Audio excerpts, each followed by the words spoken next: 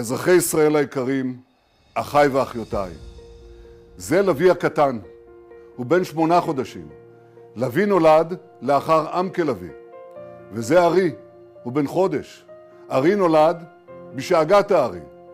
לוי וארי מייצגים את המשכיות החיים של עם ישראל ואת שרשרת הדורות שלנו, את עוצמת הרוח שמפעמת בנו. ביום עצמאות זה, ה-78 למדינת ישראל, אנו זוקפים קומה ואומרים לעולם, עם ישראל חי. ישראל חזקה מאי פעם, ויחד עם ארצות הברית אנחנו מובילים את המלחמה בכוחות הרשע בעולם. הבטחת נצח ישראל, זאת היא המשימה העליונה שלנו. בכל דור ודור קמו עלינו לכלותנו, אבל בדור התקומה אנחנו קמים על אויבינו. ציר הרשע האיראני שזמם להשמיד אותנו, הוא נלחם עכשיו על עצם הישרדותו.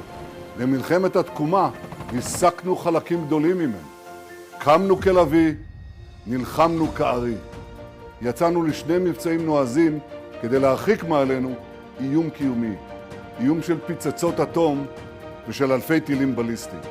הבאנו את הברית עם ארצות הברית בהדגת ידידי הנשיא טראמפ לגבהים חסרי תקדים. פגענו קשות במשטר האימים באיראן. פגענו ביכולתו לאיים עליהם. ביססנו את מעמדה של ישראל כמעצמה אזורית. יצרנו בריתות חדשות, פתחנו פתח להרחבת מעגל השלום. והשגנו כל זאת בזכות גבורת לוחמינו, בזכות עמידתכם האיתנה, אזרחי ישראל, ובזכות ההחלטות האמיצות שקיבלנו, החלטות שמשנות את פני המזרח התיכון.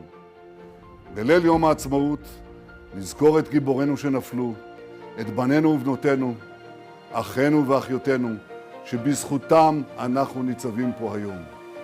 יחד אנחנו מחבקים את משפחות הנופלים. יחד אנחנו מייחלים להחלמתם של פצועינו בגוף ובנפש. במלחמת התקומה, בעם כלוי ובשאגת הארי, השגנו הישגים כבירים. בעזה החזרנו את כל חטופינו, עד האחרון שבהם. אנחנו לופתים את החמאס מכל עבר, ואנו עושים זאת כדי להבטיח שעזה לא תאיים עוד על ישראל. בלבנון הדהמנו בביפרים, חיסלנו את נסראללה, ויצרנו רצועת ביטחון עמוקה שמרחיקה את האיום מיישובי הצפון. גם בסוריה יצרנו רצועת ביטחון, מהירמוך עד כתר החרמון, ואנחנו מגינים על אחינו הדרוזים. לצד הישגינו בשדה הקרב, אנו שועטים קדימה בכל המישורים, בכלכלה, בתחבורה, במדע, בטכנולוגיה, בחדשנות, בהתיישבות, והכי חשוב, ברוח.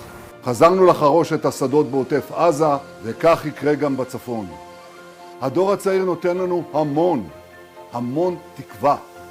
לדור הניצחון במלחמה מצטרפים צעירים וצעירות חדורי שליחות.